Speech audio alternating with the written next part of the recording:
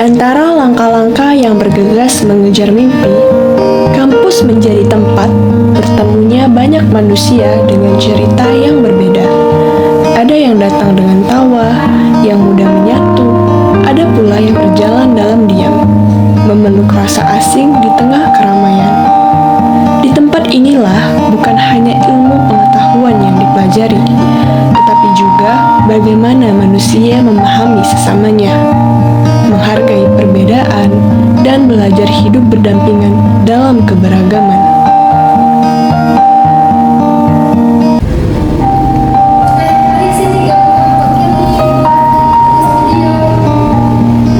Elsa adalah salah satu dari mereka, hadir di tengah banyak orang, tetapi merasa sendiri di antara keramaian.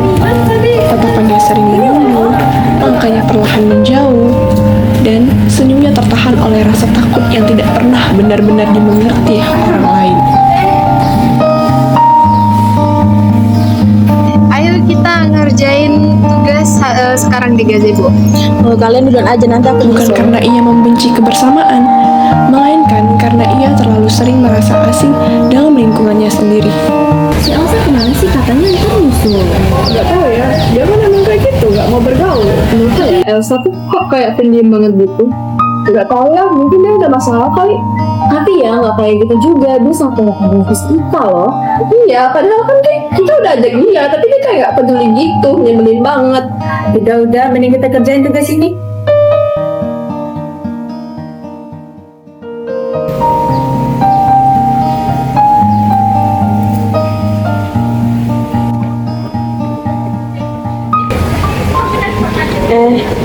Maaf ya telat.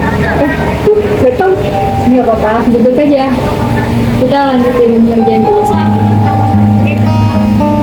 Namun, dunia seringkali hanya melihat apa yang tampak di permukaan. Keheningan Elsa dianggap kesombongan. Jarak yang ia ciptakan dianggap ketidakpedulian. Tanpa mencoba memahami alasan di balik sikapnya, sebagian orang memilih menjauh dan meninggalkannya tenggelam dalam prasangka yang terus tumbuh. Guys, kita sampai sini dulu aja nggak sih? Kita istirahat dulu, terus kita lanjut lagi nanti. Ya udah, ayo. Ayo, oke.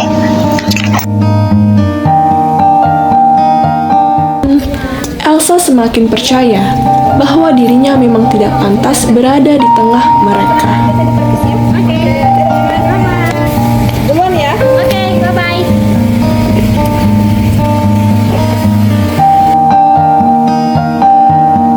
Kenapa? Kamu kok kelihatan kayak nggak mau berbaur sama yang lain? Aku tuh bukan nggak mau berbaur, tapi Nggak apa-apa, cerita aja.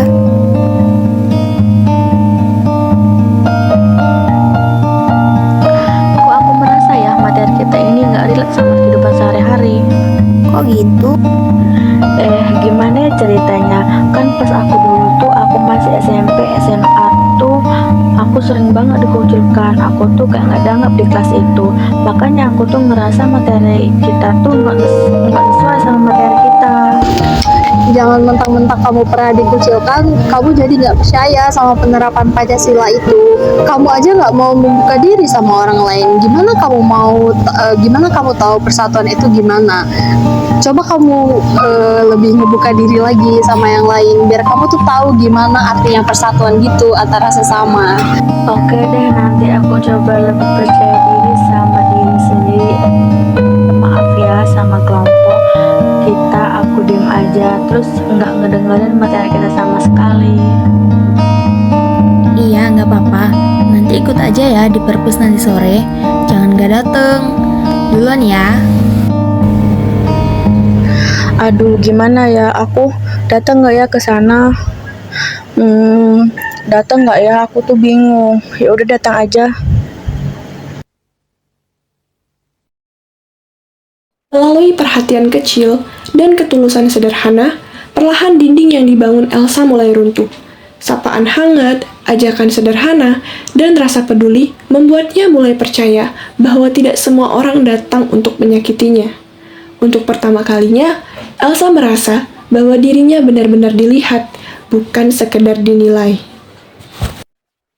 Kisah ini menjadi pengingat bahwa nilai-nilai Pancasila bukan hanya sekedar kata-kata yang dihafalkan, tetapi jiwa yang seharusnya hidup dalam setiap sikap dan perlakuan terhadap sesama. Dalam kepedulian, dalam rasa hormat, dalam keberanian untuk merangkul mereka yang sempat merasa sendiri. Sebab persatuan tidak lahir karena manusia memiliki kesamaan, tetapi karena adanya ketulusan untuk saling menerima di tengah segala perbedaan. Dan mungkin dari cerita sederhana ini, kita belajar bahwa satu perhatian kecil dapat mengubah rasa asing menjadi kehangatan, mengubah kesunyian menjadi kebersamaan, dan mengubah seseorang yang merasa sendirian menjadi bagian dari sebuah keluarga.